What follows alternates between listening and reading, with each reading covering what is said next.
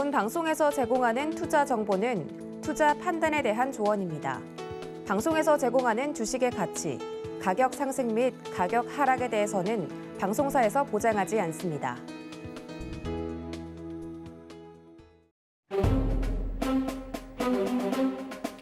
안녕하세요. 서동의 부장들에서 방송 부장 맡고 있는 도 부장입니다. 어제에 이어서 오늘도 모시기 어려운 부장님을 좀 모시고 이야기를 나눠볼 예정입니다.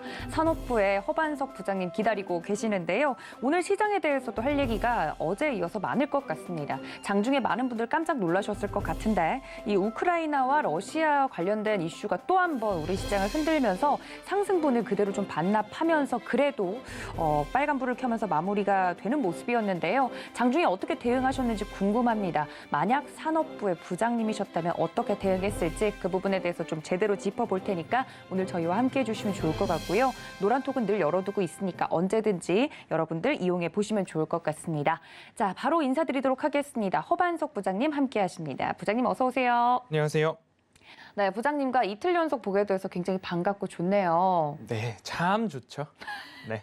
웃는 거 맞으시죠, 부장님? 눈이 안 웃어서. 제가 눈이 작아서 잘 안 보이는 거예요. 예. 네. 아니, 아무도 눈 작다고 얘기 안 했는데 스스로 또 그런 걸 언급하시고. 부장님. 편견 이해라는 거 알고 있습니다. 네, 알겠습니다. 네. 제가 절대 언급하지 않았다는 점을 짚고 넘어가고 싶고요. 네. 어제 이어서 오늘도 시장을 좀 봐주셨으면 좋겠는데 장중에 이슈가 나왔어요, 부장님. 어떻게 좀 대응을 하셨는지 궁금합니다. 갑자기 또 우리나라에 또 이슈가 터져가지고 많은 투자자분들이 놀라셨던 것 같은데 네. 부장님 어떻게 보셨어요? 점심을 먹고 있는데 시장이 이상한 겁니다. 갑자기 그쵸? 뭔가 잘못된 줄 알았습니다. 예. 바닥이 어딜까라는 생각을 하다가 얼른 다시 사무실로 복귀를 해서 예. PC 앞에 앉았죠. 뭘 드시고 계셨나요? 비밀입니다. 예. 네. 뭘 먹고 있었는지도 바로 떠오르지 않을 정도로 포장 좋았다. 네. 뭔가 잘못됐다라는 생각이 들어서 후다닥 다시 책상 앞에 앉았습니다. 예. 앉았는데 그리고 나서 열심히 무언가를 또 부지런하게 낙관적이지만 부지런한 사람이 여기서 뭔가 잘못 선택하면 또 안 되지 않습니까? 그렇죠. 그래서 부지런하게 국내외 뉴스들과 특히 외신들 그리고 환율과 유가 그리고 해외 선물 지수나 증시들을 빠르게 한번 리서치를 쫙 하면서 지금 대다수의 공유되고 있는 뉴스들은 어떤 플로우를 따라가고 있는가, 그리고 환율과 유가는 어떤 움직임을 보이고 있는가, 이게 정말 전쟁인가 아닌가, 국지 도발인가 전면전인가, 아니면 그냥 연합훈련 정도, 군사훈련 정도. 예를 들자면 북한이 무언가를 기념하거나 의례, 정례, 군사훈련 중 동해안으로 해안포를 발사했다. 또는 동해 앞바다로 미상의 미사일을 발사했다. 이 정도 수준인가를 빠르게 좀 캐치를 할 필요가 있겠지 않습니까? 네. 왜냐? 이게 정말로 전쟁이라면 무언가 대처를 해야 될 필요가 있기 때문에 빠르게 그 부분들을 좀 체크를 할 필요가 있었습니다. 다행스럽게도 오늘 결과로 보면 낙폭의 절반 수준은 회복을 했습니다. 사실 낙폭의 80%가량 회복을 하다가 장 후반 2시 30분을 지나서면서 그래도 조금 매물이 소화가 되면서 위험을 회피하고자 하는 물량들이 좀 나오지 않았나라는 생각이 듭니다. 그래서 지정학적 리스크, 잘 나가던 증시에 찬물을 끼얹었다라고 네. 정리를 해볼 수 있을 것 같고요. 우크라이나 군이 친러 진영이라고 한다면 동쪽이죠. 우크라이나 중앙을 가로지르고 있는 강이 있는데 그 강의 동편 쪽에는 러시아로 편입되고 싶은, 어떻게 보면 우리를 러시아로 편입시켜달라, 일종의 독립국가를 이루고 있는 반군 세력들이 차지하고 있는 지역에 러시아군이 포격을 했다라는 이야기가 좀 나왔습니다. 네. 그래서 기사를 좀 보면 제목은 포격, 공격 이런 제목을 씁니다. 네, 그리고 자극적이네요. 그 안에 내용을 보면 16일 훈련을 하는 모습이다라는 설명이 좀 들어 있습니다. 하필이면 왜 그런 뉴스를 냈을까? 왜 그런 자극적인 뉴스를, 오해를 살 만한 기사가 나왔을까? 참으로 안타깝게 그지없는 그런 모습입니다. 그래서 오늘 코스피와 코스닥이 장중, 코스피는 한 2% 정도의 변동성을 보였고요. 코스닥은 3% 이상의 변동성을 좀 보였습니다. 이것만 아니었다면 참 오늘 장 시작하면서 12시 반까지 점심을 먹으러 나가는 그 발걸음이 굉장히 가벼웠습니다. 왜냐? 어제 외국인 수급으로 본 증시의 의미, 그리고 사상 최대치의 코스닥 상승 종목 수를 기록한 곳에서의 의미, 이런 말씀을 좀 드렸었기 때문에 의미 있는 반등이었다. 지난 1월 28일의 반등보다 2배 가까운 반등이 어제 나왔었으니까 그곳에서의 의미는 외국인들의 규모 있는 코스닥 시장에서의 의미 있는 이번 연도 첫 대량 매수, 그리고 1,300 종목이 넘는 상승 종목 수를 기록했는데 이 두 가지가 한날 나왔다. 그러면 의미를 좀 부여해 볼 수도 있겠습니다라는 이야기를 딱 드렸기 때문에 네. 점심을 먹으러 가는 발걸음까지도 굉장히 좋았는데 1시를 기점으로 약속을 했듯이 증시의 폭락이 나왔습니다.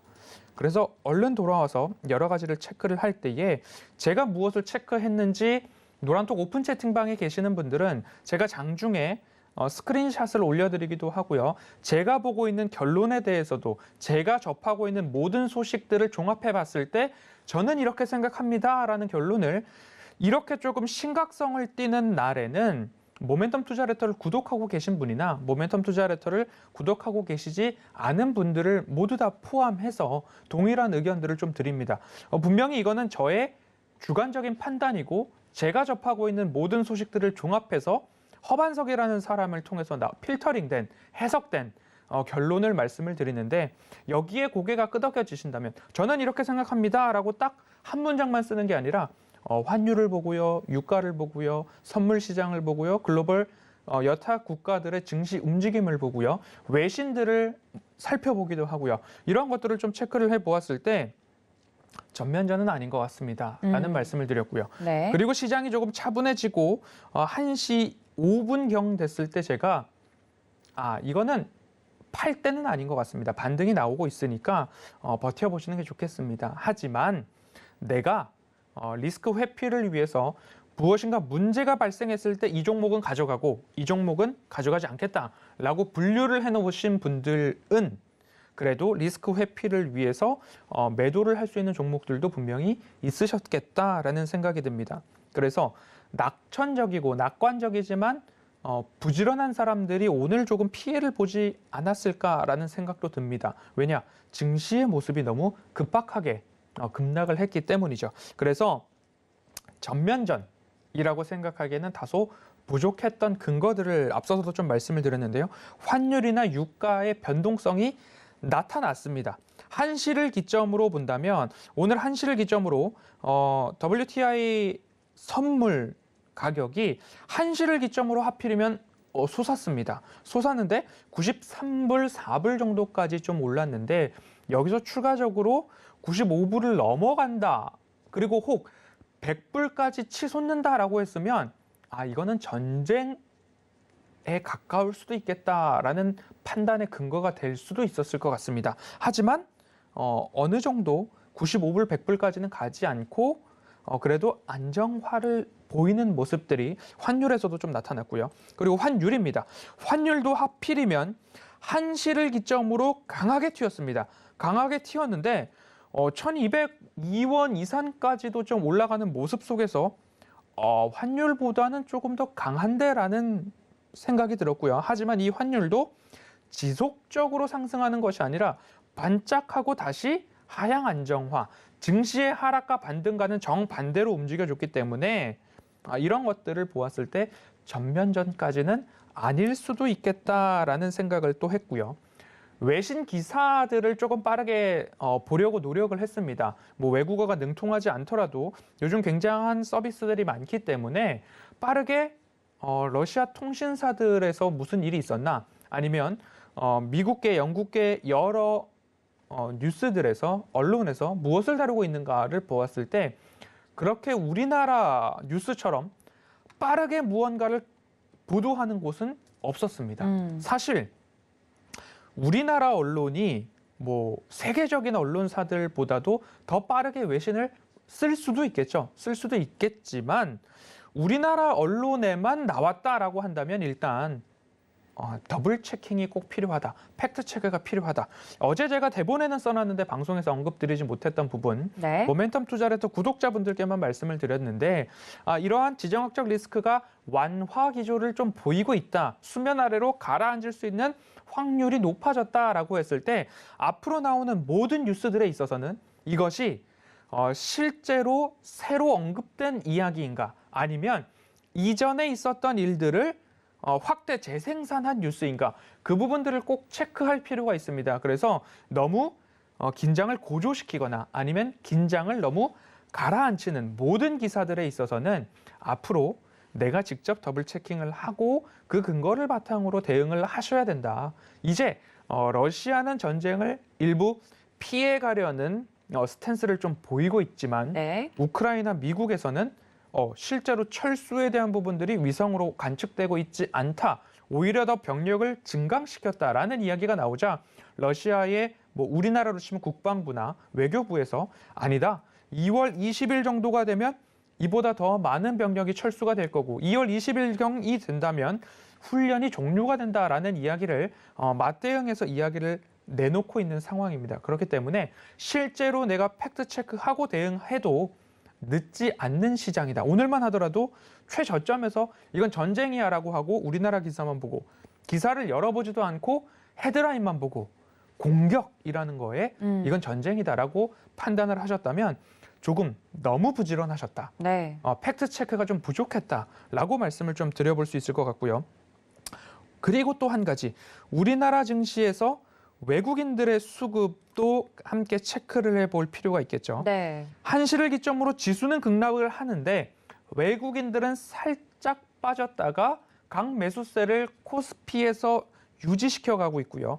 코스닥 시장에서도 마찬가지로 코스피보다는 조금 더 빠르게 매도세에 동참을 했다가 그 이후에 개인들은 매도를 줄곧 지속하고 있지만 반등장에서 1시 2, 3분의 저점을 찍은 지수의 저점에서 그 지수를 끌어올린 매수 주체는 외국인이었다라는 점들을 감안해 본다면 이 사람들은 전쟁인데도 불구하고 사는 걸까? 왜? 우리 시장이 이렇게 튼튼하기 때문에 우리 아니죠. 시장이 너무 좋기 때문에 외국인들이 과연 사는 걸까? 이런 생각들까지 종합적으로 해봤을 때 네. 결국 전면전은 아니다라는 결론에 다다랐고요. 그리고 나서 시간이 좀 흐르고 그리고 나서 시장의 안정화가 왔을 때 노란톡 오픈 채팅방에서 결론을 적어드렸습니다. 제 결론을 이렇습니다. 개인만 매도했군요. 라는 이야기를 좀 드렸습니다. 그렇기 때문에 앞으로의 시장에서도 뉴스가 나온다라고 한다면 이전에 있었던 일, 이전에 했던 인터뷰, 이전에 했던 푸틴이나 바이든 대통령의 발언을 확대 재생산한 기사는 아닌가에 대한 더블 체킹을 꼭 해보시자라는 말씀 강조해서 또 드리고 싶고요. 네. 오늘 시장을 또 조금 더 본다면 너무 아쉬웠습니다. 그런데 오늘 시장의 결론을 보면 코스피에서 개인이 1조 900억 원을 매도했습니다. 결국 개인만 매도했던 코스피 시장이고요. 그리고 코스닥 시장에서도 개인과 외국인들이 매도를 했는데 결국 기관은 매수를 이어가고 있는 모습들을 보여주고 있고요. 사실 오늘 수급적인 측면들을 본다면 외국인들은 코스닥 시장에서 1시 이전까지는 이 수급적인 측면으로 보았을 때는 매도세를 줄여나가고 있었다라는 모습들이 나옵니다.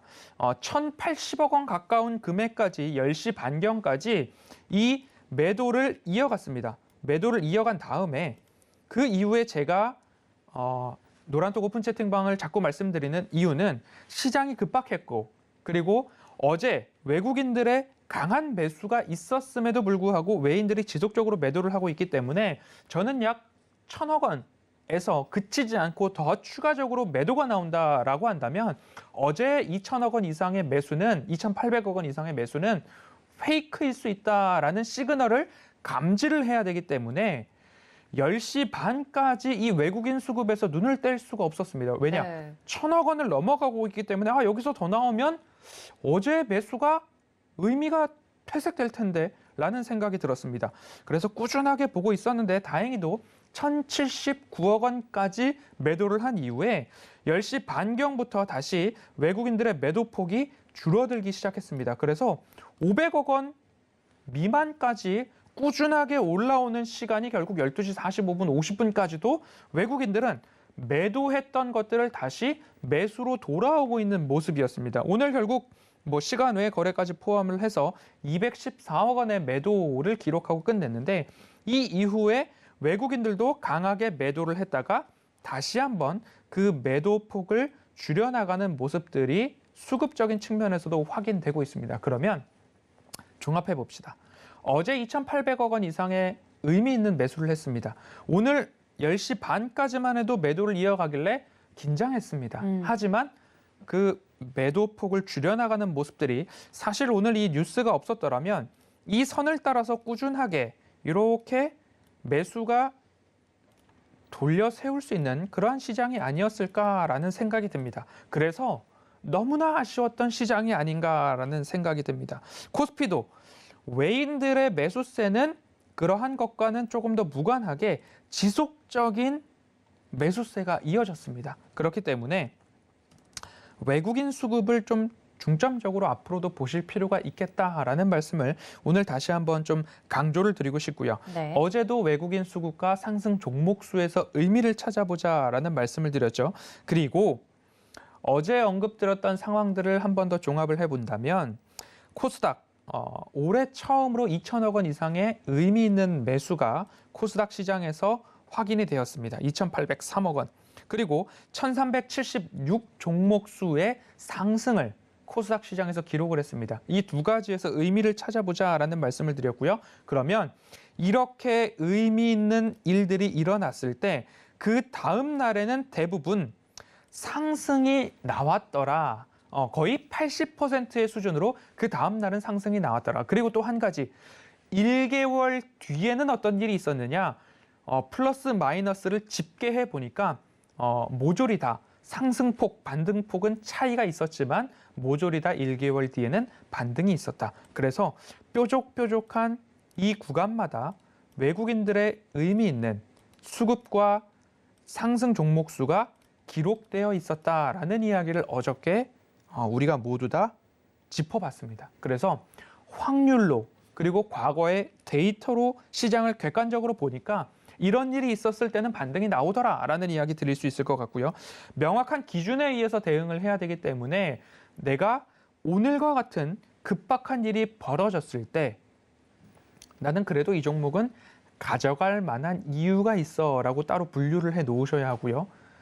이 종목들은 급박한 일이 일어난다라고 한다면 손실률을 줄이는 반등을 조금 더 기다릴 수도 있겠지만 급박한 상황인 만큼 이 정도의 종목들은 현금화, 약 손실 구간에서 또는 손익분기점을 넘은 구간에서 나는 지금 5%, 6%의 수익 중인데 적어도 한 10%까지는 수익을 볼 수 있을 것 같은데 하는 아쉬움이 있더라도 이 종목들은 급박한 긴급 상황에서는 현금화를 하기로 명확한 기준에 의해서 분류를 해 놓으셔야 된다라는 말씀을 드렸습니다. 그리고 현금화를 하거나 매도를 할 때에도 시장이 급박하니까 단순하게 전 종목을 밀어버리자 아니라고 말씀을 드렸습니다. 내가 이 종목들을 매도한 다음에 어떠한 스텝을 밟아 나갈 것인가, 내가 어떠한 종목을 매수할 것인가, 현금을 마련했다면 이 현금을 그대로 현금 비중을 유지할 것인가, 아니면 이 현금을 어떻게 나눠서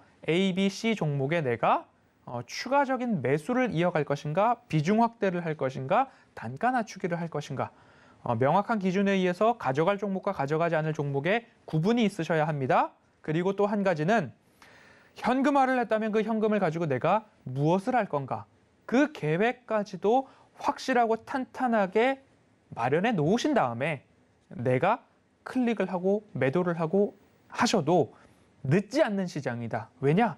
시장이 내려갈 곳이 그렇게 많지 않습니다. 지금 내가 매도를 하든 아니면 팩트 체크를 확실하게 하고 가든 시간적으로 그 차이가 그렇게 많지 않을 것이고 오히려 시간을 두고서 보았을 때 시장의 안정화가 올 확률이 더 높다. 다행스럽게도 오늘은 전면전도 아니었고 국지전도 아니었고 오히려 훈련 상황 속에서 나왔던 오보에 가까운 이야기였다라고 좀 보여주고요. 우크라이나 중심부에서 일어난 것도 아니고 우크라이나 동쪽 지역, 러시아와 더 가까운 근접 지역 훈련을 하고 있는 상황 속에서 나왔던 일들이기 때문에 제가 오늘 종합한 결론을 내어보면 전쟁 위험은 수면 아래로 조금씩 내려가지 않을까라는 생각이 듭니다. 근본 이슈로 이 우크라이나 지정학적 리스크로 인해서 북반구는 겨울입니다. 이 가스관을 잠궜을 때 누가 이득을 볼 것인가? 푸틴, 러시아는 얻을 수 있는 것들을 하나하나 얻어가고 챙겨가는 모양새입니다. 그러면 미국, 바이든 입장에서는 어떤 생각을 할 수 있을까? 인플레이션이 치솟는다. 그리고 정치적으로도 지지율이 좋지 않다. 그런데 우크라이나에서 나토 가입에 대한 이야기들이 나오자 러시아가 그에 대해서 이야기를 하고 있고 거기에 한 발짝 더 나서자 바이든 미국 대통령 또는 미국이 여기에 덥석 숟가락을 같이 끼얹습니다. 미국이 그러면 러시아가 우크라이나를 침공했을 때 가만히 있을 수 없지라는 이야기들을 하고 있습니다. 하지만 가스관이 잠기게 된다면 유럽에 있는 국가들은 엄청난 타격을 받을 수 있기 때문에 독일에서도 영국에서도 프랑스에서도 푸틴 대통령과 통화하고 만나고 회담을 진행하는 이야기들을 볼 때에 바이든 대통령도 그러면 국내적인 상황을 해외로 시선을 좀 돌릴 수 있는 시간적 여유를 번 것 아닌가라는 생각도 할 수 있을 것 같습니다. 그래서 전쟁에 관련해서는 전쟁 전문가나 국제 외교에 능통한 분들의 이야기들을 종합해서 또 나만의 결론을 내릴 수도 있을 것 같습니다. 우리 경제방송에서는 환율, 유가, 글로벌 증시, 미국의 선물 지수의 움직임들 이런 것들을 종합해서 어떻게 대응을 해야 할지 하나하나 체크를 해 보면 좋을 것 같고요. 그 중에서도 오늘 유의미했던 것들은 개인은 1조 원 이상을 매도하는 동안 외국인들은 그 모든 것들을 강매수로 이어갔다라고 정리를 해본다면 우리는 아직까지 방향성에 대해서는 확고한 방향성이 있다라는 점으로 조금 포인트를 집중해 가시면 좋겠다라는 말씀 드리고 싶습니다. 네, 정말 오늘 시장 같은 경우는 한시가 바빴던 것 같습니다. 수급을 통해서 정리를 좀 해주셨지만 개인만 팔았습니다. 이렇게 어제도 이야기를 해주셨던 것처럼 전략 중에 좀 덜 부지런할 필요가 있다라고 이야기를 해드렸는데 그 부분을 알고서도 혹시나 하는 마음에 급박하게 던졌던 개인 투자자분들이 이렇게나 많았다는 건데요.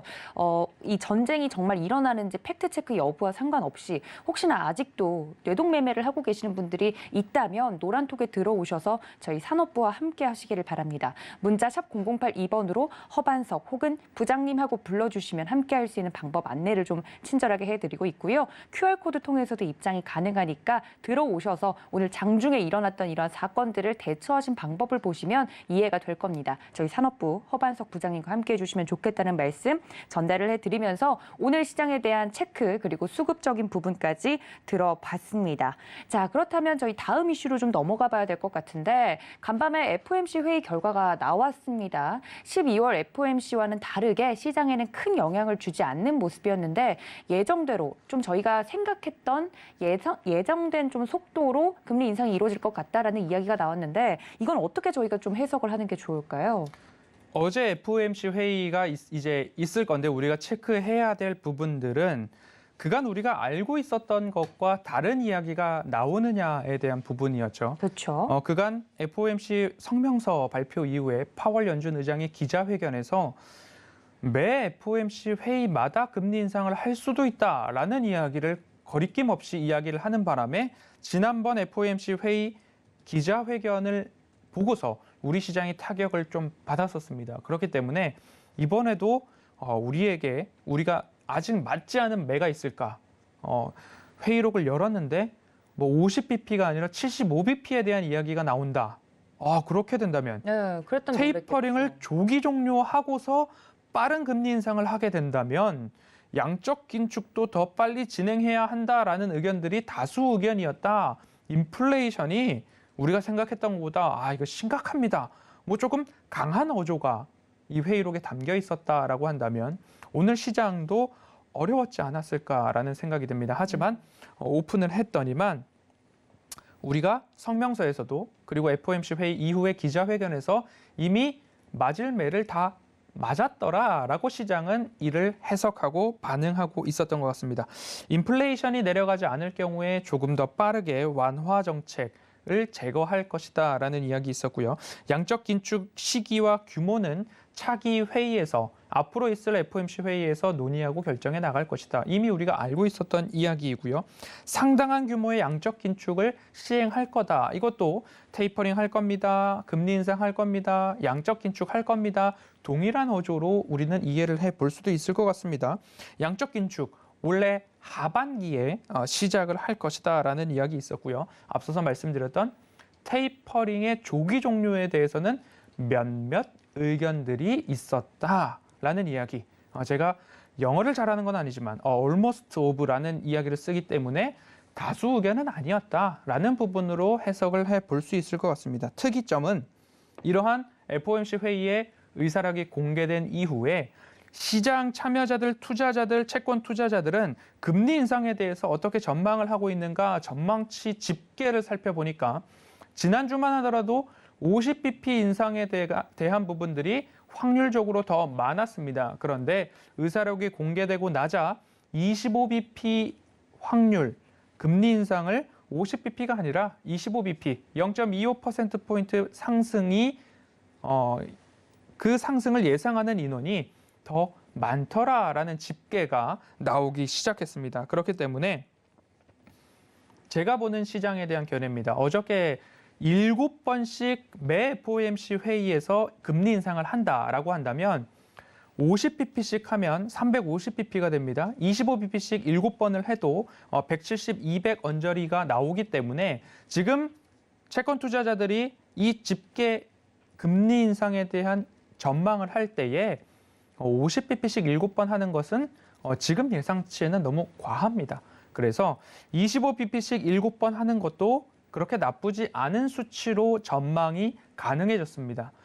3월부터 시작을 하는데 강하게 50bp를 딱 하고 시장에 충격을 주고서 시작할 것인가에 대해서는 저는 아직까지는 그렇지 않을 가능성에 조금 더 높은 확률을 저는 보고 있습니다. 왜냐? 연준은 자산 시장을 어렵게 하기 위한 조직이 아닙니다. 그리고 연준이 가장 최우선의 목표를 하고 있는 가치는 달러의 신뢰성입니다. 그리고 미국 자산 시장이 더 부흥하는 것을 목표로 하고 있습니다. 이 달러가 신뢰를 잃지 않게 하기 위해서는 미국의 시장과 미국의 경기 모든 것들이 좋아지는 모습들을 보여주어야 하기 때문에 지금 굉장히 어렵죠. 인플레이션을 잡아야 하는데 금리 인상과 양적 긴축을 조금 강하게 시작했다가 괜히 인플레이션, 잡고 싶은 인플레이션은 못 잡고 시장만 잡아버릴까 봐 여러 가지 고민과 고민을 거듭하고 있는 상황입니다. 그래서 사실 PPI, CPI들이 조금이라도 좋게 나와진다면 제가 생각하건대 연준도 3월 50bp가 아닌 25bp 인상을 바라고 있지는 않을까라는 생각도 하게 됩니다. 그래서 장기적인 방향성에 대해서는 시장을 죽이려는 단체가 조직이 연준이 아니기 때문에 그 연준의 시그널을 되짚어볼 필요가 있다. 그리고 그간 파월 의장과 옐런 재무장관이 했던 이야기죠. 테이퍼링 하겠습니다. 테이퍼링 할 수 있습니다. 테이퍼링 곧 할 겁니다. 그런데 경기 회복과 고용에 대한 회복이 확실하게 보이면 하겠습니다.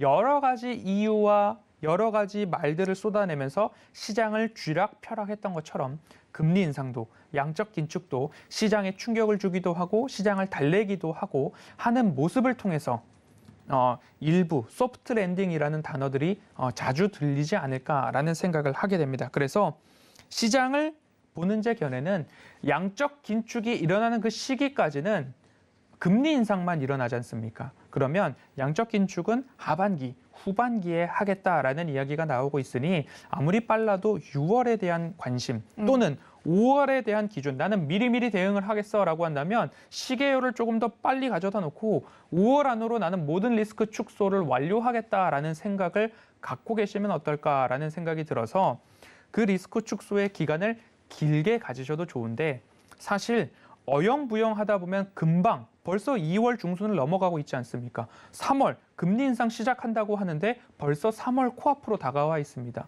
그래서 리스크 축소는 어영부영 하는 게 아니라 명확한 기준을 가져다 놓고 이 정도 수준에서는 나는 현금화, 이 정도 수준에서는 나는 수익 실현, 이 정도 수준까지 내려오면 나의 현금은 장기적인 가능성이 높은 기업에 추가 매수하기에 굉장히 좋은 시기가 현 주가 지수의 국면이다라는 말씀을 좀 드리고 싶고요. 네. 어제 섹터별로도 좀 말씀을 드렸죠. 그랬죠. 금리 상승 수혜주, 금융, 은행, 보험에 대한 이야기 드렸고요.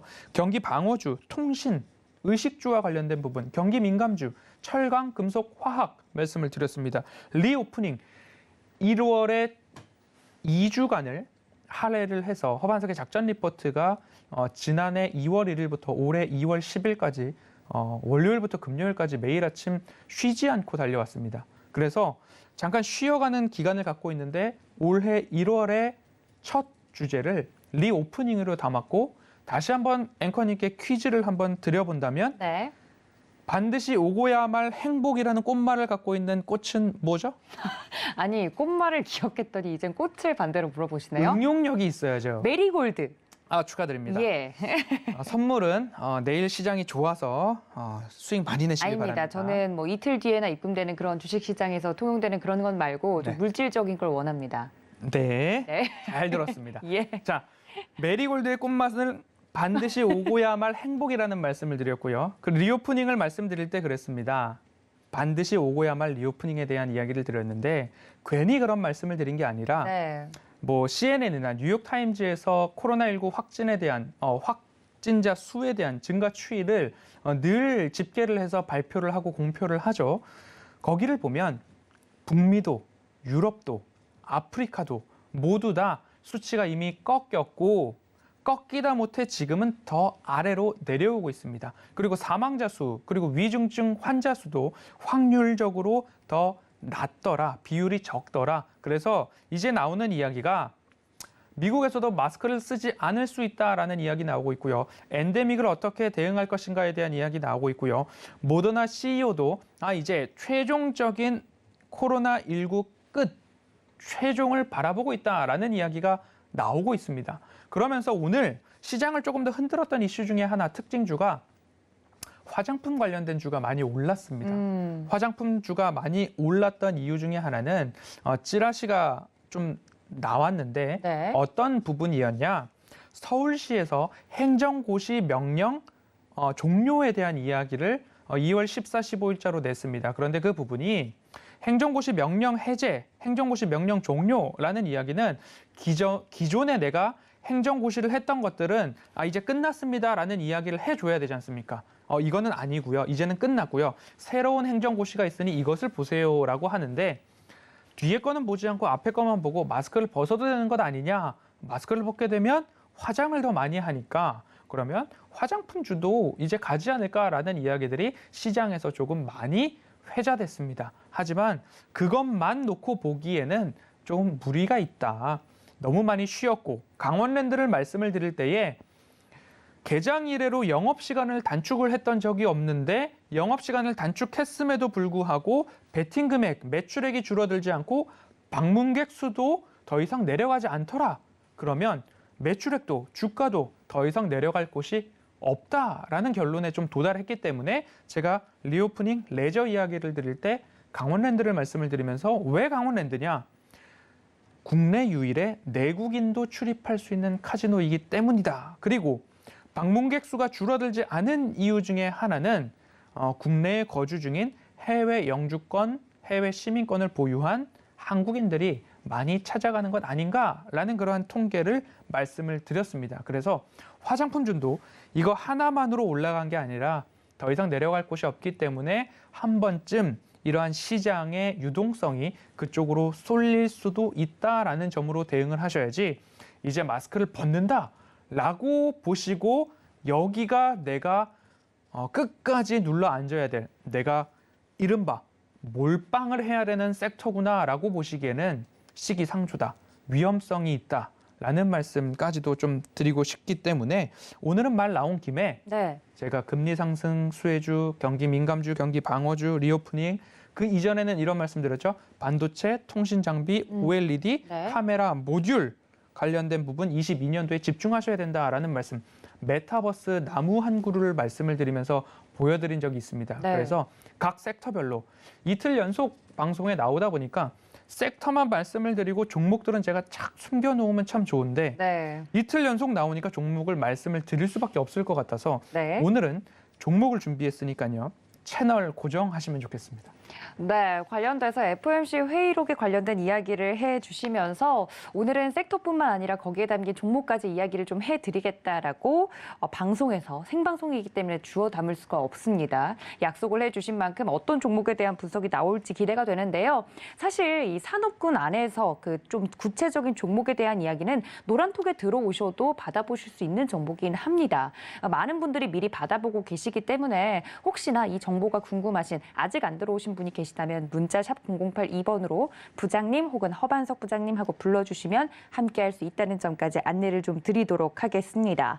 지금 많은 분들이 저의 선물을 바라고 있는 것 같은데 어떻게 좀 현물론 받을 수 있는 방법이 없을까요? 네, 그러면 제가 노란톡 오픈 채팅방에서 네. 도 앵커님께 칭찬의 글을 하나. 야, 너무 대단한 선물을 주셔가지고 제가 다이어리 맨 앞장에 네. 좀 그걸 프린트해가지고 네. 적어둬야 될 것 같아요. 축하드립니다. 예. 제가 사인도 오늘 방송 끝나고 좀 해드리겠습니다. 그러니까요. 네. 이게 참 아무나 해주는 게 아닌데. 그럼요. 예, 메리골드도 옆에 같이 그려주세요. 네, 사실 제가 사인을 한 번도 해본 적이 없기 때문에 네. 소장 가치가 분명히 있어요. NFT로 만들어가지고 네. 갖고 계시죠. 네, 제가 그렇게 말하면 못할 것 같죠? 무조건 해내도록 하겠습니다. 자, 그렇다면 이쯤 되면은 이제 종목이 궁금해집니다. 사실 어제 굉장히 강조했던 산업군도 그 통신 쪽이었거든요. 근데 종목까지는 이어지질 않아서 너무 아쉽다라는 생각이 들었었는데 오늘 종목 이야기를 좀 들어볼 수 있을 것 같습니다. 어떤 산업군의 종목들부터 좀 볼까요? 네.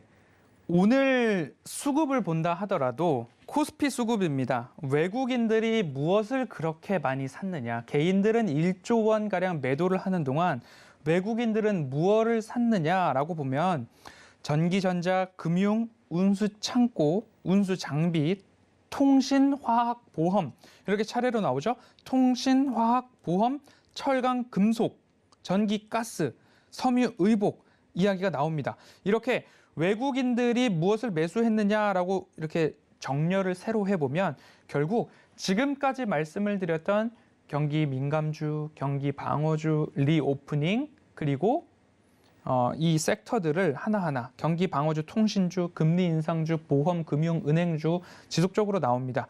은행에 대한 이야기는 사실 오래전 이 배당과 관련된 이야기를 할 때부터 왜 배당뿐만 아니라 앞으로 금리 상승 수혜주다라는 이야기를 많이 드렸었고요. 그리고 대형주 중에 SK 하이닉스도 좀 반도체를 말씀을 드리면서 10만 원 미만에서 말씀을 드렸습니다. 반도체 겨울인가 겨울이 아니다라는 말씀을 드리면서 사실 삼성전자보다 SK 하이닉스가 좋지 않을까요라는 말씀을 드렸던 것을 되짚어 본다면 네.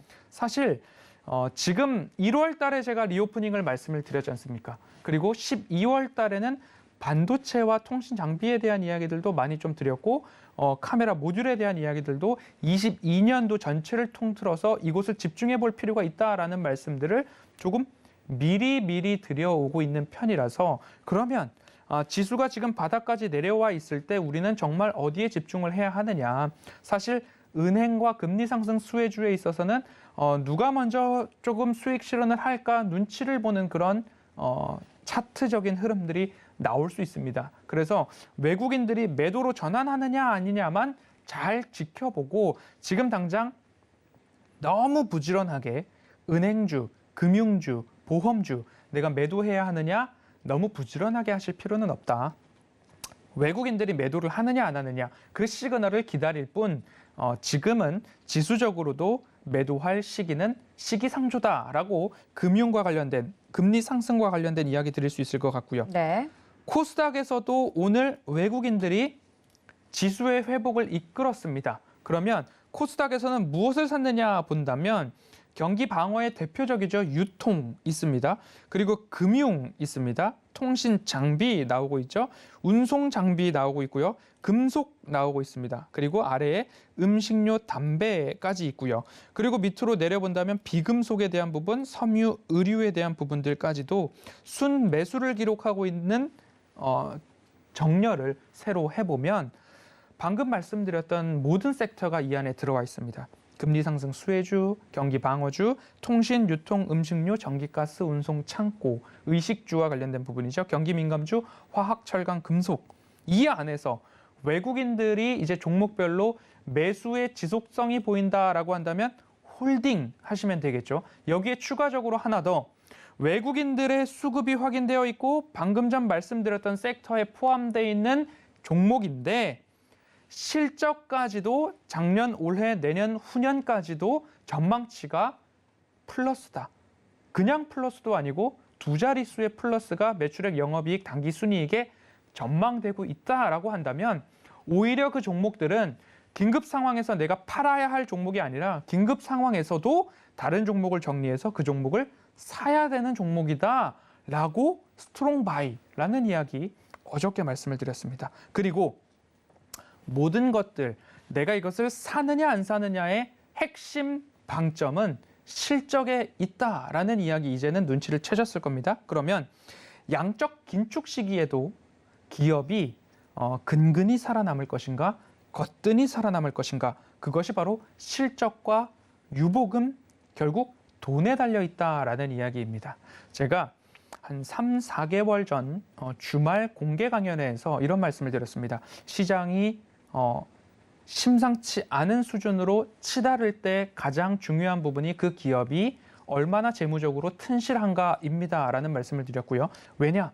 그 기업이 재무적으로 튼실하다라고 한다면 양적 긴축과 금리 인상이 동시에 진행되는 시기에도 그 시기를 거뜬히 이겨낼 수 있는 기업은 결국 가용 자금이 풍부해야 내가 지금에 하고 있던 사업이 잘 안 된다면 빠르게 그 가용 자금을 가지고서 다른 사업을 확장하거나 캐시카우가 될 만한 기업을 M&A를 하거나 무언가 방법을 찾을 수가 있습니다. 그런데 지금도 근근히 운영되고 있는 기업들을 본다면 근근이라는 것이 사전적 의미로 쥐꼬리만한 수입으로 근근히 살아간다라는 예문이 나와 있지 않습니까? 결국 기업도 마찬가지죠.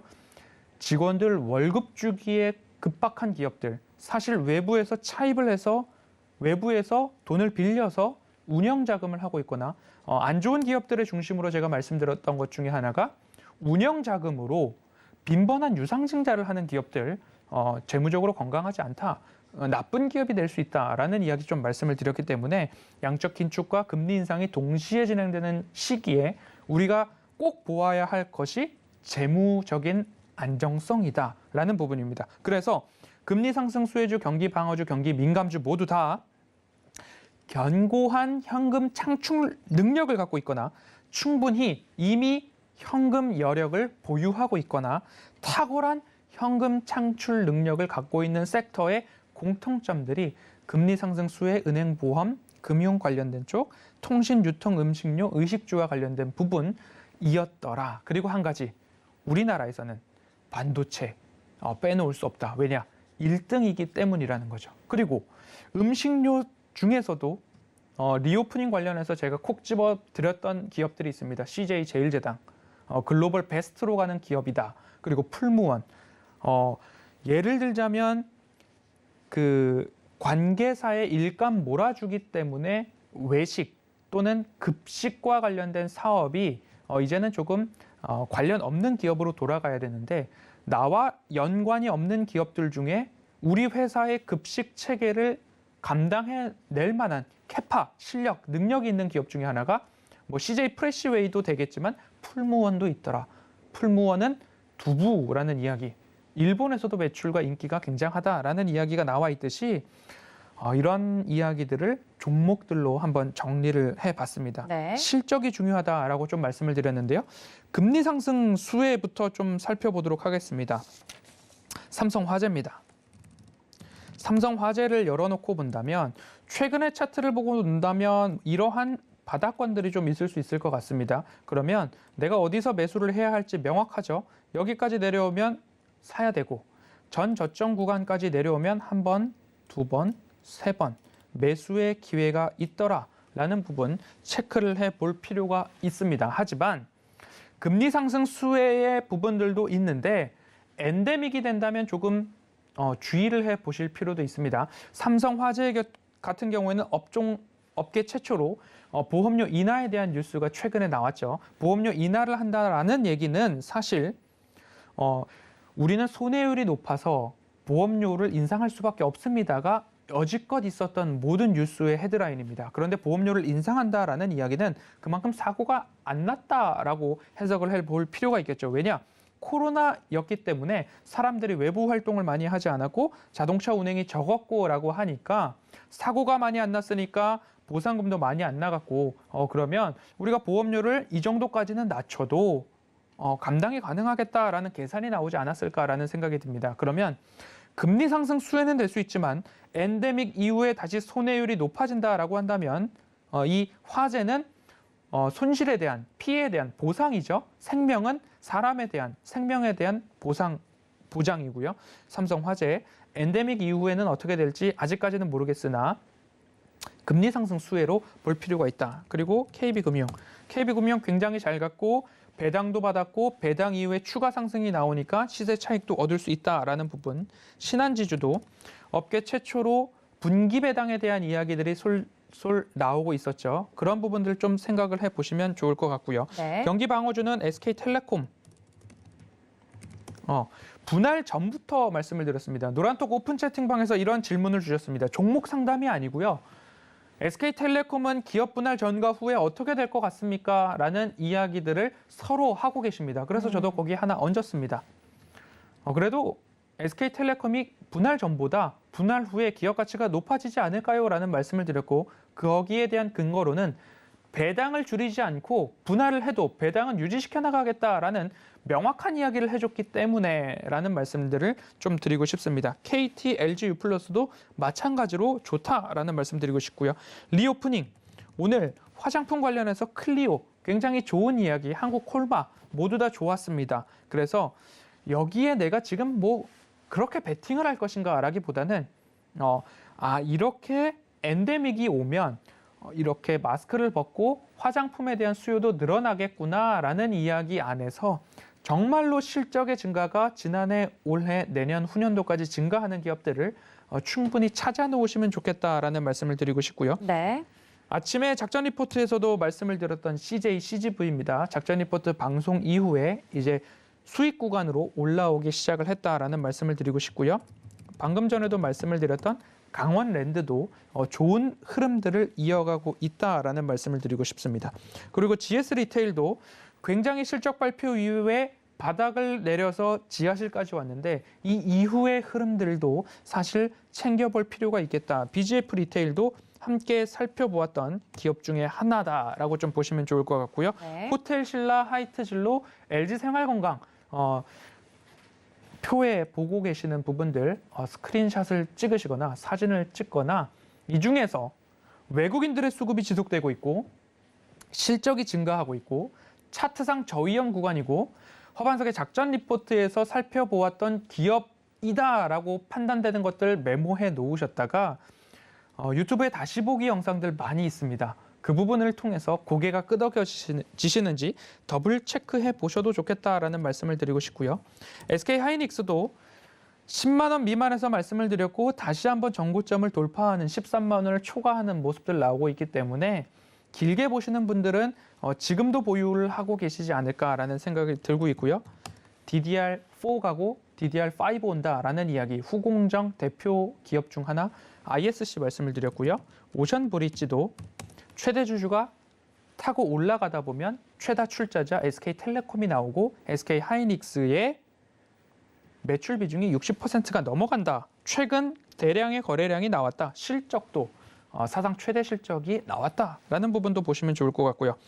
IT 부분에서는 OLED와 카메라 모듈에 대한 말씀을 드렸습니다. 삼성전기, BH, KH, 바텍, 스마트폰 폴더블 폰에 대한 기대감 이어갈 수 있겠다라는 말씀을 드렸고요.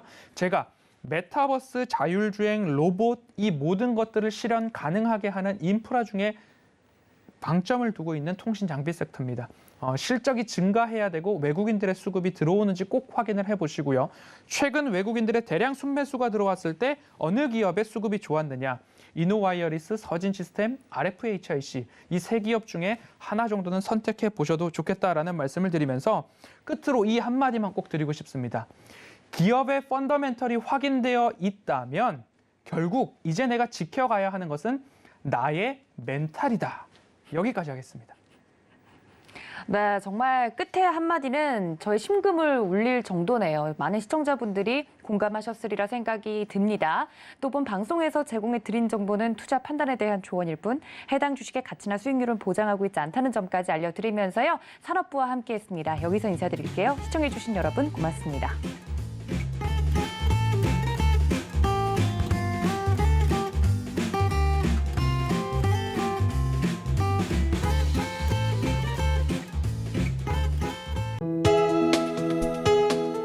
본 방송에서 제공하는 투자 정보는 투자 판단에 대한 조언입니다. 방송에서 제공하는 주식의 가치, 가격 상승 및 가격 하락에 대해서는 방송사에서 보장하지 않습니다.